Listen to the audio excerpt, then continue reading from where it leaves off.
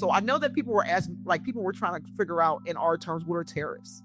And I don't think people quite understand it, so we'll make it plain. So tariffs, these are like taxes placed on goods made overseas that are imported into the country. So anything made outside of the USA, there's taxes put on that, on those goods. So let's use Shein, for example. All right. Shein, a lot of my ladies and my sisters, they shop on Shein. So the domestic company pays the tax for goods that they import.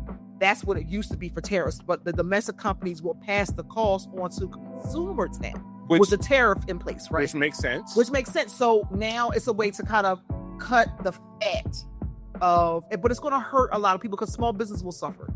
They'll suffer because people they got to get, like, for example, there was a company that came on. She has a braiding company, a barrette company, black-owned barrette company, very small business, beautiful barrette. She made these barrettes that they don't, you see the little barrettes that clip, they were crack, after a while they were crack after the little girl sleep on them or whatever. But she made this way where they don't crack and they don't tangle on the girl's hair. Okay. But she's a small business.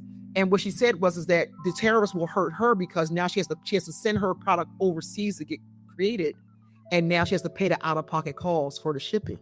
So she don't want to tax her customers. She'll have a big customer base, but she has to figure out how to balance it out. So the tariffs on a larger scale is going to hurt, that won't feel as bad, but on a lower scale, we have the small businesses that are trying to boom, they're going to feel the hit of it. You know what I mean? So if anybody's confused about what tariffs are, again, taxes placed on goods made overseas that are imported into the country.